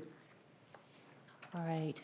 Again, we're over time, but in order to capture any questions that we might have, please, Ed. I have to tell you, I'm very concerned about this route. The recommendation of the Select Committee was to try to bring planes in at a higher elevation to reduce noise, and it was the intention that it was going to be at some elevation that would proceed all the way through, as was just mentioned, into the airport. My fear is that this is at 15,000 feet, coming down to 8,000, and as much as I'm a student of OPD, I'm not a believer in OPD, because what I've seen in my city, planes coming in on the Surfer route, coming in through Epic, trying to get down on OPD, Capitola becomes the mark, Epic becomes the mark where they apply their brakes, and I'm afraid that ARG is going to become that same point where they're going to be coming in, and what you are used to that's annoying right now, I'm fearful it would be significantly worse, because the applying of the brakes is what drives people absolutely crazy. And I don't, like I said, I see nothing in this program that I see as beneficial. I don't think it was the intent of the Select Committee, and the fact that it could become a public route and it's already got a couple examples of other planes using it, I'm fearful. And the other, I'm just going to caution it with, I don't know enough to weigh in anymore. This is just what I have today, but the things that I'm looking at don't give me a good feeling. Is there anyone else? Lydia? Thank you for that, Ed. I agree. It is very concerning. And what you said, surely the Select Committee would not have recommended such a route. And, you know, we're all trying to kind of figure out what happens while you're 8,000 to ARG, what happens from ARG on towards the airport.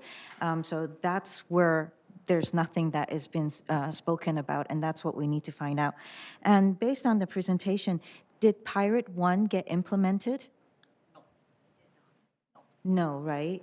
Okay, so, and, you know, I think I heard somewhere, I think maybe at the SFO roundtable, that at one point our Pirate was brought before for implementation some years ago, before the Select Committee was formed, and then now it was brought back. So I don't believe it was disclosed that Pirate was a flight path that was proposed before the Select Committee, and it was set, and it was refused, and then it came back again now in a different form, but it's basically the same thing. So I'd like to find out, you know, if it had been proposed previously. Lastly, I would like to add that I'd like to find out the record of decision. When is the record of decision for both the Pirate 1 and Pirate 2? Okay, noted. Does that start, so I guess, will that start tomorrow when it's published? Or when does it start? I think that's what I'd like to find out. And then when does the 60-day clock start for, if there was something that we would like to file a petition for review, but I'd like to find out, when does the 60 days start? And is it based on the record of decision, or if there's other documents filed, so we kind of understand the timeline? Okay. Anything else, Lydia? I think that's it for now. And may I Glenn? send in questions to you later for We this? can also note them tonight. Tonight, it seems like it's a long day. Later on in the meeting, too. Thank you. Glenn? Yeah, I think this is a great example of where we need to change the process that the public and the FAA interact and work together. This has all been a great technical discussion that talks to me about what's going on in the sky, and I've seen virtually nothing except for our own assumptions about what the impact is to the ground and to the residents. And that's the piece I think we're dealing with. I would just like to suggest that when we have these discussions, I'm sorry, I don't need the technical, everything going on in the sky. I'm a policymaker. And how we work in a city is I make policy, and then staff goes and kind of does this. And I don't understand the policy success criteria that was used to define this. Maybe it matches exactly what somebody was trying to achieve, but I haven't seen what was, I always say, here, honey, you're sending me to the grocery store. What do you want me to go ahead and get? What's my list? Then, you technically go do it, and when I end up home, did I get everything on the list or did I not? So I don't understand what that is for this. I have no information about what the impact is to noise to people on the ground, because that's what, I'm an elected local official, that's what my residents talk to me about. They don't care how it works in the sky. It's got to work well in the sky, but it's got to work well on the ground. And I would ask the question again, where would I easily find the link to the information that would tell me what was the study that said, here, what's the impact on the ground before, and what's the impact afterwards? Particularly after this, they're talking about segment 4, what happens in segment 5 and segment 6 for people of what goes on. I don't know the fact that it says it's 8,000 feet. Is that good or bad? Did it move from 9,000 to 8,000? Did it move from 7? I mean, I'd love to have 8,000 over Sunnyvale because they're a lot lower than that right now. So that's kind of my request is, and this has been my ongoing comment with the FAA is, we are the most complex airspace in the United States. We can argue whether it's New York or here. And we need a different model. We need a different engagement model of how we look at and communicate this stuff so that people understand what the actual impact is. This could be the greatest thing since sliced bread for people on the ground, or not, but we don't have information that tells us that. And that's what we want to be able to know. Thank you, Glenn. Yes, Anita. There was reference made by one of the speakers to letters from Mountain View and Los Altos and also Palo Alto. And if the chair doesn't have those, I can provide them, and I'm sure Lydia could provide Palo Altos. But I'd like to see the questions that were posed there, which have not been answered to the best of my knowledge, included in our request for information. My puzzlement is, and I appreciate Steve going through Pirate 1 compared to Pirate 2, but what we haven't seen is what, in fact, were other carriers using that are now being converted to Pirate 2, because we were told that that Pirate 2 is very similar to, or essentially what had been previously a private approach for a specific airline, one or more. And so I think what we still don't know is, what did we have? We had 2 different typical approaches. We haven't seen either of those 2, and now we're being presented with the, quote, solution based on, as others have pointed out, a request from the select committee to fix a specific thing, which has somehow blossomed into this other change. Thank you. Yes, Steve. This may be premature given the next item, but it follows the previous comment. I was just wondering, what responsibility does the FAA feel it has to respond to local jurisdictions' questions? And I don't ask that pejoratively. I'm just curious. It might be helpful to get their perspective on whether they will answer. And it may be in part that, there was this time lag between the end of the work of the select committee and the formation of the roundtable. And so it may be that, the process that we should be using, or the one we'd like to have operate, and the one that Glenn's talking about that we should really focus on, it didn't happen because nobody was meeting. So I don't want to point fingers here. I'm just trying to help solve this and help bring us up to date and take care of this kind of bridge period between when the select committee ended and where we are now, and the fact that we've got a procedure suddenly publishing that's maybe problematic. I can't speak definitively or authoritatively, but the San Francisco Roundtable was already in existence at the time that the Select Committee was meeting. And I know from before our beginning to meet that they were aware of changes in Pirate. But beyond that, I know nothing more. I know it was going to be an issue that they were going to be looking at too. So, yes, Lisa. So I echo what Glenn said, and when I look at this map that we were given, in terms of the analysis done, what is the impact on the ground? What I would also like to see is what's the likelihood of flights being, it looks like maybe these are being vectored, either down the peninsula or up the peninsula, because these are not all following the same path. And so it's a very large area that could be impacted, and I'd like to see if the analysis was done to understand that impact too. Thank you. All right. In the sense of time, I'm going to close this item, and thank you for all your active participation. Steve? Madam Chair? Yes. Two things I wanted to address. One is Lydia asked if Pirate 1 was published. It was, and then it was a notice to airmen basically canceling it or putting it on hold was published. So it became effective, and then it was not effective again. And that's a fairly common practice if there's an issue with a particular procedure that needs to be corrected.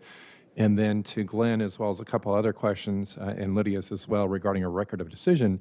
A record of decision will come out of the an environmental assessment or environmental impact statement as a part of the National Environmental Policy Act, or NEPA.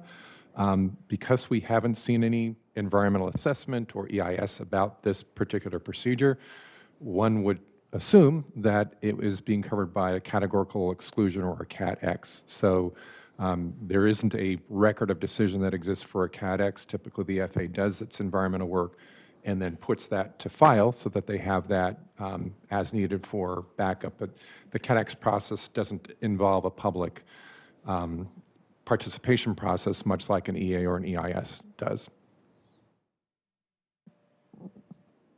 Madam Chair, may I make a comment? Please.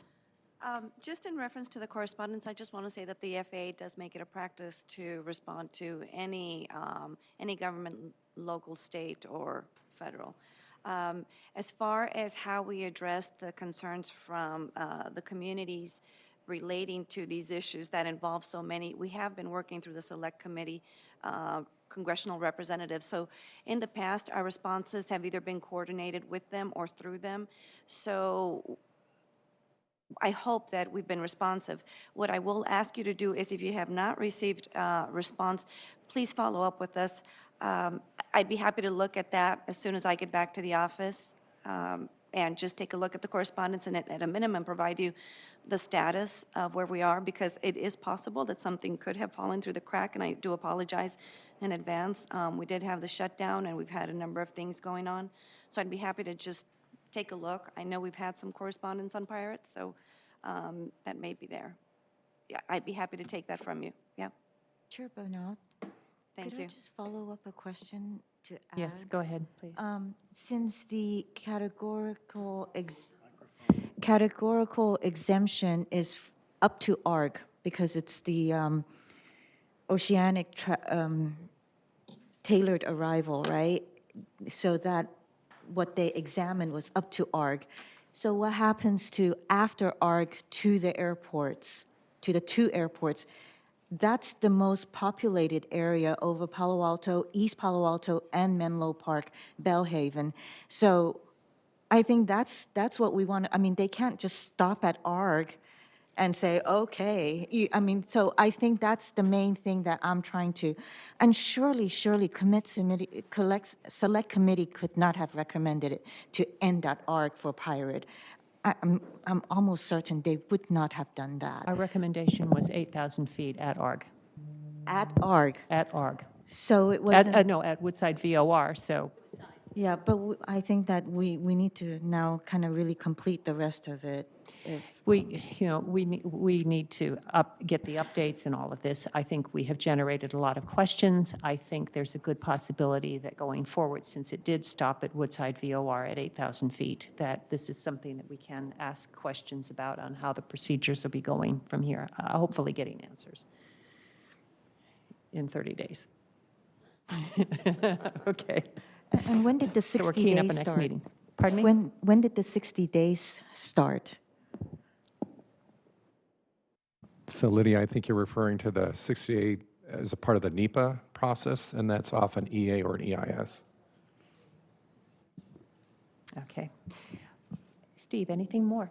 No. All right. We will move on then to the website website, Roundtable website overview.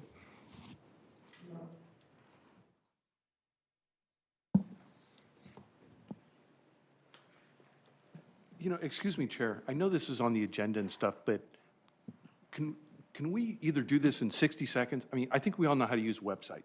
And I think there's another item on here on the agenda that, you know, item 7 might be way more interesting than, I'm sorry, I'm sure it's a great website. Glenn, there are quite a few items that are on the website that I think will be useful going forward. So I am going to go ahead with this. I'll do it as fast as I can. So, as you heard at the last meeting, in fact, right before that meeting, the website became live. The most important thing from this presentation is to know what the website address is. It's that www.scscroundtable.org.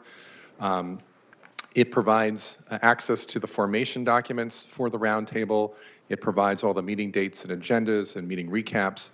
It includes resources such as the glossary of terms and acronyms, links to some news stories that are there, responses to frequently asked questions, and links to file noise complaints for SFO, San Jose, and Oakland overflights. Again, the much like many About Us pages, covers the history, lists all of you as the members, provides a memorandum of understanding and bylaws, as well as the staff. There's easy access to the current and future meeting dates and all of the agendas, recaps, videos, locations, dates, and times of the meetings, as well as all the presentations that were done, including the FAAs and all the correspondence. There's also all of these resources, the facts, the past presentations. I've already covered some of those things. The Roundtable member interest list, which we'll go over next, will be corrected and put back up there. We've heard that there's some concerns about it. The IFP Gateway briefing menu and the bylaws and the MOU are up there as well. We also have a contact us page that if that's completed and filled out and submitted, that will come to Andy and myself, and then we can go ahead and respond to any requests that we have. News page, anything that's happening gets posted up there. Just 2 articles on there now. And then we also have Twitter and Facebook accounts for the Roundtable, and some of the most recent posts are on the screen.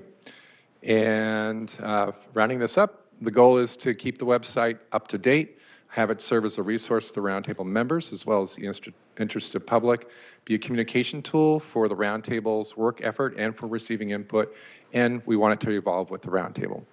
And with that, I'm done.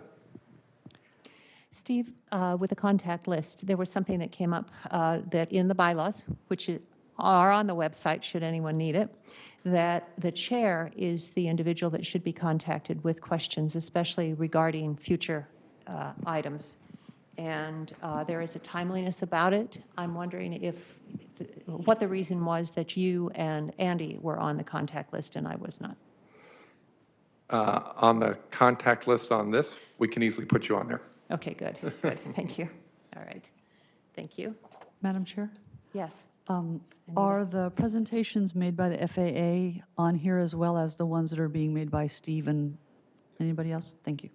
Yes. It's an excellent resource for all that has been going on and everything else going forward too with the agenda. Yes, Lisa. Quick question. I did see the agenda posted, but I did not, for several times that I went there, see the material.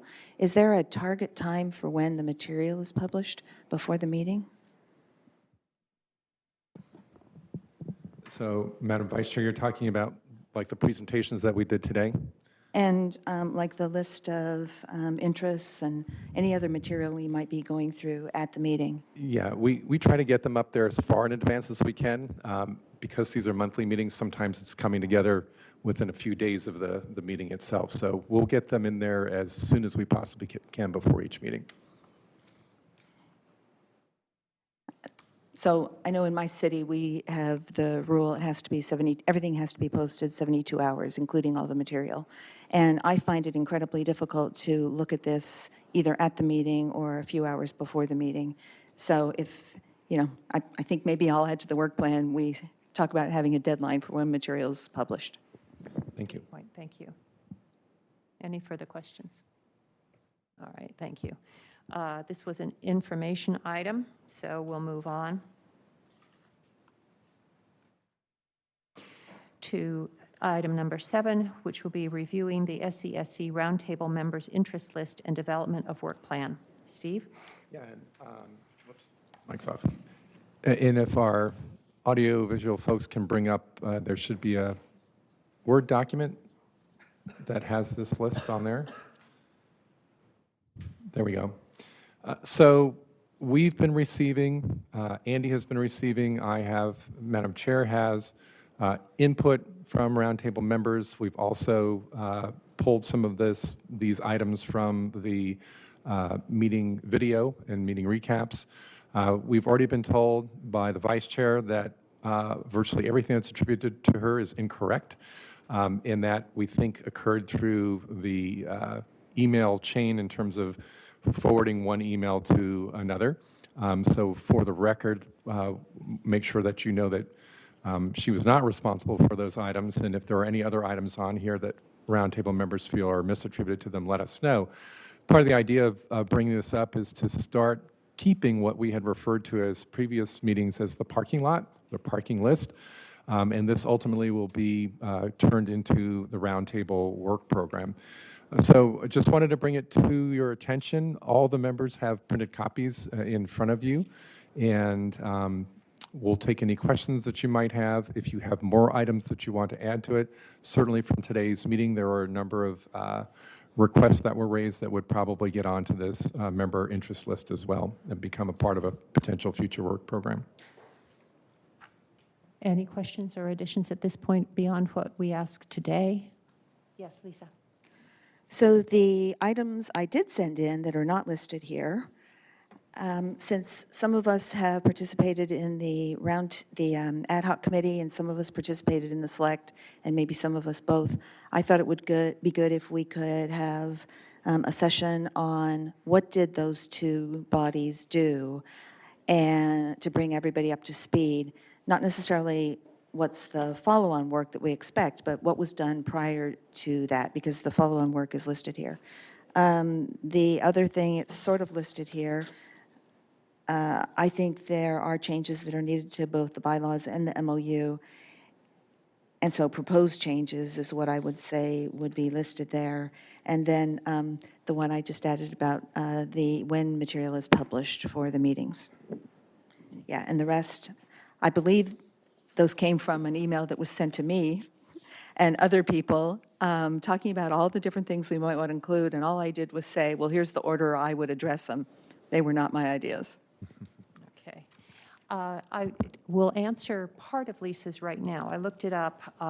There have been, I think, 4 updates from the Select Committee, and the Select Committee recommendations are definitely online too. If you go to Anna Eshu's house connection, and that link is https://eshu.house.gov/WP as in Paul _content/uploads/. And I think that'll get you in far enough that you can then go on from December or November 2017 through the one that was published last night. Glenn, can you enlighten us with any updates that you might have, or where we could go to look for South Flow information? The ad hoc stuff is the San Jose Airport has the link for everything, the website that they had. I mean, that might be something we could just go ahead and add as part of a link off the website that we have for this. But all the information is there. Okay, thank you. And I should say, the FAA is coming back, I believe, still in June with the response to the report that the ad hoc committee created.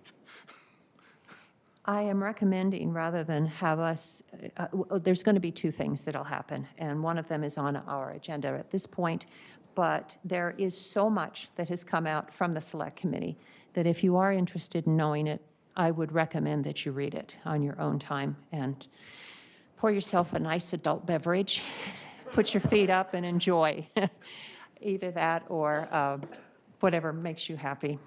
It was an extensive time, so there's a lot to read. Okay. So, yes, we have time we have a lot of questions. I'm going to pull those up, and yes, Ed. I just wasn't sure, is the link for SU and the South Flow, are those on our website? No, we will put them there. Can we put those on there? You bet. Thank you. Thanks. So, Chair? Yes. Before we go, are we going to get a chance to discuss this or have comments on this list? We have item number 8, roundtable member discussion. Okay, I'll wait till. Bill, or do you have something specific right now, Glenn? Well, I'd like to, this list is very, it has a lot of different kind of things on it. And, you know, for example, item 2 and item 3, I think those are done. Some of these things, other things are tasks, and some of them are, you know, kind of policy related. And when is the time when we're going to have a discussion like item number 6, which is my most important thing I want to talk about, is what's the sequence and priority of the topics that we're going to describe, and what is the success criteria for this body? You know, I mean, I see this as a list, but I don't understand of this list even, which things are we going to go ahead and do first, or, you know, and I'm sure other people have opinions too, and when are we going to be able to have that discussion? And it sounds like we might not have enough time to do it today, but could we allocate a huge amount of time for that next time?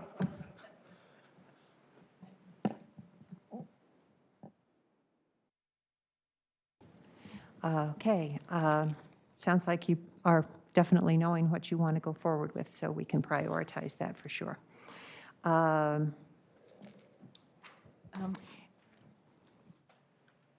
Madam Chair? Yes. Could I just add Yes. to consider nighttime flights also? I think that's a very big item also. Yes. Nighttime flights. Any nighttime flights? Yes, please, including cargo. Yes, Ed. Oh, Carlos. Yes, hi.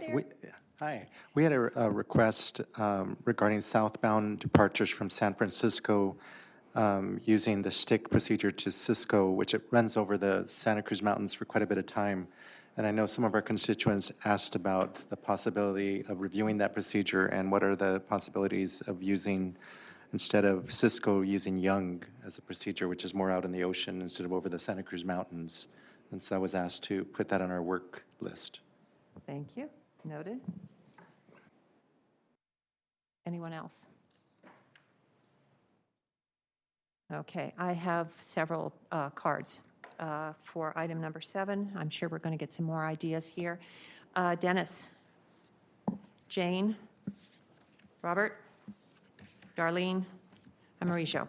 2 minutes, please. Thank you. So about this work plan that we're going to work on, I'm kind of like to understand or to have some help to understand how this is going to fit with what's being done at the SFO Roundtable. Is there any, there's a lot of things that's happening there that concern all of us as well in the South Bay, and specifically some revising of routes that the people there don't really look at what's going to happen on this side of the bay. So is there anything between here and the SFO Roundtable, a channel of communication, a formal channel of communication in which you're going to do this? And secondly, a very same question that's been happening, I think, when Debbie was talking earlier. There is a full working group on the FAA that actually specifically works on specific approach and routes. How is that roundtable or the SFO roundtable of the working committee or anything working with those full working group? When does that happen? And what's the what's the status of how's the feedback happening between the roundtable and the full working group at the FAA? Thank you, Dennis. I will be referring that question to the FAA to answer on our list. And just so you know, and the committee here too, I have been in touch with the SFO Roundtable. I did get last year's work plan. I'm in the ongoing efforts of trying to establish something going forward so that we will have dialogue, but at this point I don't. Jane, have anything beyond their last, you're okay? thank you, beyond their last year's work plan. And I have turned it over to our facilitator, and hopefully we can begin to coordinate. That has been the plan. Robert? It may not surprise you to know that there's a great deal of frustration in the participants in roundtables across the country. It's not a local thing.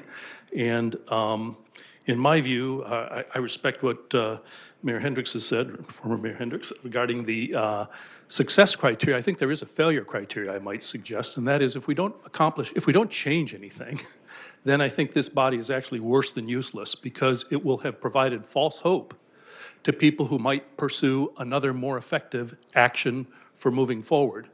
And so the rest of my comments are about getting effective action. First of all, I think it's critical that this body do some real work to understand what are the levers of power that you have to manipulate. And there aren't that many. This game is pretty well tied up. First, let's get missing parties involved, San Jose Airport, the airlines, if the FAA presentation that airlines do participate in roundtables is correct. Let's track proposed updates to legislation, as Mayor Bernalt had suggested. And then I'd suggest that we should come up with recommendations for legislators, things that we'd actually like to see our congressmen suggest or bring to the House floor. That's going to be important. Let's involve the transportation staffers to our senators. Let's involve Nancy Pelosi's staff. She's affected by this too.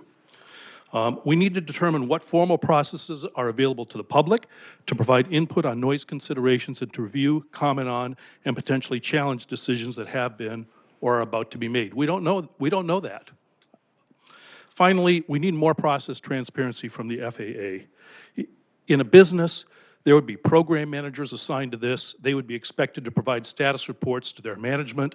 We don't get those reports. We don't know when changes are coming. We don't know how far along the FAA is in their work, and that needs to change. Thank you. Thank you. Darlene? Ooh, sorry. I concur with Robert's comments. We need to have effective action and get something done. Item number 18 is quite relevant, which is the briefing from the FAA on its procedure development process. The reason why I say that is, when can we have an impact? What we don't want to be is too late. I think this pirate discussion could be an example of we don't know when we're supposed to be involved and how. So that action needs to be framed in terms of being pragmatic, so we don't get the world peace of the procedure process with plates and everything, but we actually understand where we can engage. And mostly, I think we need to know the record of date. For those of you that are new to this, that is the date that a city or anyone who wants to file a petition, i.e. lawsuit, has 60 days. So there is some hidden action, which is unclear what that trigger is, that the FAA takes, and you have 60 days to make a change or file for a petition. And we all don't know what that is for pirate. It's very interesting. Marie-Jo, thank you. Darlene? So one thing that I would suggest adding to your list is the full working group, the FWG, that in fact the FAA just released an update. There will be a meeting on June 4th through 6th, I believe. And this full working group is the famous replacement to Surfer. I hope that the FAA has been communicating that to you. I know that there was a meeting that the San Francisco airport participated in some month ago. We have never had any information. So I believe the FAA has been working a lot on BSR, Surfer, whatever you want to call it. No information whatsoever, as to the best of my knowledge, has been provided in terms of technical details, how far along in the process. So I would say this is your top #1 priority, because this really impacts many cities, counties, etc. So please add this to your list in an urgent fashion and book your calendar for 4th to 6th of June. Thank you, Marie-Jo. I got a further update on Phase 2 late last night, and it does mention those things that you are talking about. So there is a further update. Again, you should be able to find it on our website or on the website that I gave you from Anna Eshu.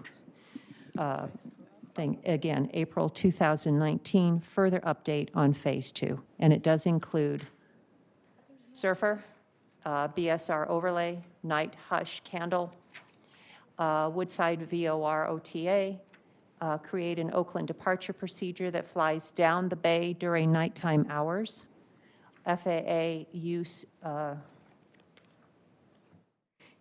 new, more effective time-based flow management, create an RNAV for visual approach to SFO's runway 28L, meet FAA to meet with the ad hoc subcommittee after BSR overlay, SURFR amendment complete. So you will find the updates there. That ends the input from public comment. And in the in honoring time, which we've thrown out the window, I am going to move on to item number 8. Okay, good. Which is roundtable member discussion. If you don't mind, there were a couple of things that occurred in the last few days that I would like to address. And that's why, Glenn, that I was talking about finding things on the website and went ahead with it. I got a request for several things to happen yesterday at 2:38. And I found that the response that I had to give was something that I should have given to everyone at the roundtable. We never found a time. So when Marie-Jo came up with this, we needed to take it as public comment, and it's always welcome. And it certainly was not meant to shut anyone down from public comment. It was just something that there was a request that this be put up on as a visual for us. We move around with different hosts, and we need at least a 24-hour window in order to be able to connect with them. So you have the ability, should something come up, to bring copies and present them to the roundtable. Understand that unless we are given at least 24 hours, and in some cases, if it's not agendized, it won't work, to be able to contact the roundtable with information that you might like to see displayed. Again, you can always bring copies for the roundtable members to view. There was some question about how much we could discuss about pirate, and we have covered that. What I do want to emphasize is twofold. The Cities Association is in contract with Steve Alverson and ESA, and we are paying them $250,000, which may on any day seem like a lot of money, but it is not. And we have to make very good, efficient use of that money. So information should be funneled to me. That's why I ask about the website, so that I can make sure, because we are in touch regularly with each other, and I can group those items and give them to him, so we are being efficient with the use of our money. Also, on that note, he is our respected, nationwide, if not internationally, respected technical consultants, and we will not be using non-sourced, non-technical information other than Steve and ESA.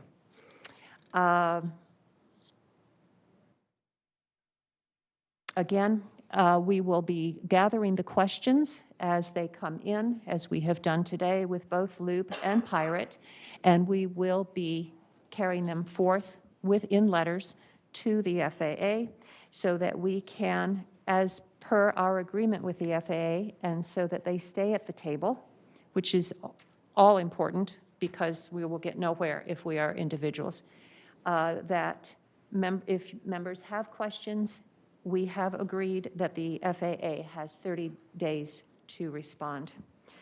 And I'm following up with the last one. This one had to do with a request that did come from Lisa, is that a request that the FAA provide the most recent status of the implementation of the recommendations of the Select Committee on South Bay Arrivals and the Ad Hoc Advisory Committee on South Flows. And you will see that in item 7, we already have that agendized. Finally, 8th, by our bylaws, specifically Article 9, Conduct of Business and Voting, Item 6. It reads that roundtable members shall submit all requests for assistance, information, analysis to the chairperson.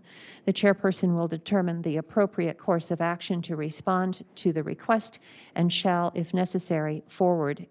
And I haven't been in this process since 2015 to dismiss things that come across. This has taken up too much of my life. So I will determine if we can possibly do it, that we will be forwarding the request to the roundtable or staff for action. And with that, that finishes my comment. I think we are ready to review any roundtable members' interest list, which we pretty much have done, but I'm going to give it one more time, and also talk about roundtable member discussion. And with that in mind, too, I have nothing for 8. So is there any comment on roundtable member discussion? Lydia. I just wanted to find out, with regards to the full working group, do we have a representative from our roundtable to this group? Not at this point. Are we going to, would Mr. Alverson be the We'll person? need to agendize that. Okay, please, before that June meeting that was mentioned. I'm sorry. I have some comments about the full working group. Real good, thank you. If I may. Just to manage expectations, as far as the June 4 through 6 working group, it does not involve the public. At this point, it only involves FAA divisions, which includes our safety organization, our airports, and our air traffic organizations. It also includes the National Air Traffic Controllers Association. It includes San Francisco Airport and the airlines.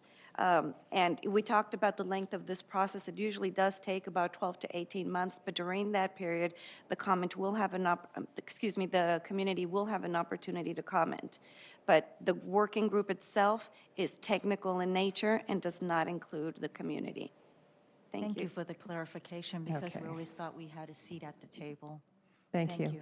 That's why we don't have a member, but we may have other questions about the full working group and how the reports come out, and that's what I meant by getting information agendized, too.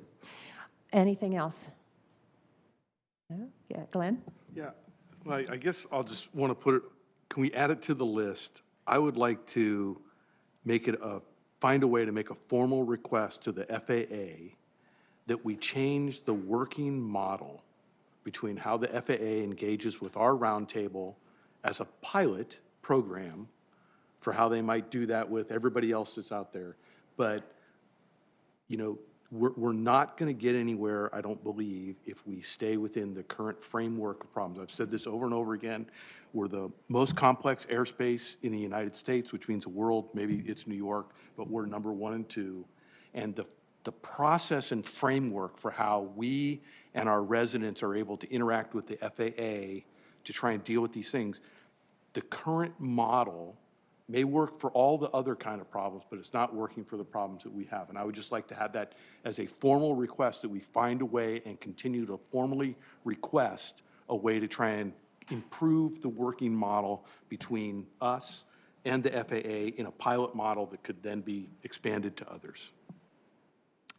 Duly noted. Anyone else? Okay, I have 2 comment cards on item number 9. The first one is Tammy Mulcahy, and the second is Robert Holbrook. Hi, I'm Tammy Mulcahy. I was very involved in the select committee process, and I have to say this is very encouraging to hear what you all have talked about today. And a lot of it is what I've brought to speak about, so I'm going to try to keep it super short. I live in Los Altos under the miserable combination of Surfer, Bodega West, Surfer Vector flights, and now the Oceanics. So there's been a lot of talk about that Oceanics. They didn't go over Los Altos before, but I have picture after picture now where I have done the flight tracker and captured them going over the Woodside Vortex and turning right and circling back to the airport over North Los Altos. So that's the aftermath of what's ever happening, and that's what one of the things I came here to ask. I'm encouraged to hear the question about setting priorities. I think there's short-term priorities we can establish and long-term. One of the short-term priorities is the night flights, because they're miserable. The second is, and this is a question I wanted to ask the folks from SFO, which is, there are flights that are documented that used to come up other pathways, and those flights are from Houston, Phoenix, Miami, all those southeastern flights that now go and fly out to the coast and come back in on Surfer. That's not productive for fuel, but it tells me that they want to get them all lined up. Those flights very easily, seems to me, should go back where they came from. That's a short-term solution. Get some of the congestion out of where we are. Long-term, we have to look at that big spaghetti bowl in the sky and say, what is the definition? And ask, what is the definition of shifting noise? And thinking about it more and more, we always talk about historic routes, but I think it also needs to look at historic patterns. Just in general, we've all had planes overflying over our cities. They're just now lower. There's more of them. They're flying dirty, and now we hear them. So it's not that anything has been shifting or trying to shift, but just remember that spaghetti bowl of flights. We all have them. Thank you. Thank you. Robert? I'm going to go way beyond my expertise with this comment, but the pirate procedure, about which we know nothing and which is going to be implemented tomorrow, was approved with a categorical exclusion, which meant that it was able to bypass environmental assessment. Congress, in allowing the use of categorical exclusion in the 2012 law, said that it was required that the categorical exclusion could be used if flights were quieter on a per-flight basis. As I understand it, the FAA knew they had a problem with this, and they went to industry, and the industry said, yeah, okay, well, how about if we reduce the number of people that are affected by the whole suite of flights? And the FAA said, yeah, okay, we'll do that. So I believe that this basis of using a categorical exclusion, this interpretation of categorical exclusion language, flies in the face of what Congress wrote in plain English. And that there is grounds now, we have standing now with Pirate in the event that this goes south on us from a noise standpoint, to bring to court the question of whether or not the FAA has appropriately interpreted Congress's statutory law, or if they've gone way beyond that interpretation in the use of categorical exclusion with their current policy, and in particular in this case. Thank you. I have the final card from Jennifer. Hi, yes, I just wanted to mention again that it seems when we're talking about the BSR overlay and the working group, again, what we're hearing is that the airlines, the airports, and the FAA are involved, yet the communities are left out. We've talked about this, and we need, as Glenn mentioned, to be involved from the beginning. And I think the pilot program that Glenn was mentioning would be a good way to test this out. I think we need more participation with the communities. I think it will take care of some of the problems that are occurring now. Thank you. Thank you. All right, roundtable members. Any comments? By the way, welcome, Steve. Thank you. And Anita, I didn't get to welcome you. We noted you. All right. Could it be this group is actually talked out for a change? Okay, then I'm going to move on to comments from the public, but I don't have any cards from comments from the public, and we're running a little late. So if we are agreed, we will move on to review of roundtable action items by Steve. Thank you, Madam Chair. The roundtable took one action, and that was on the FAA's presentation on the Loop 5 departure. There were a number of questions that were asked that you and I captured, as well be captured on the video and in the meeting recap.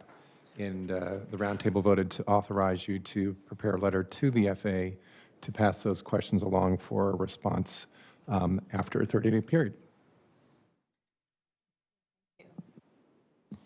All right. Any comment on that? Seeing no one, do I have a motion to adjourn? Thank you.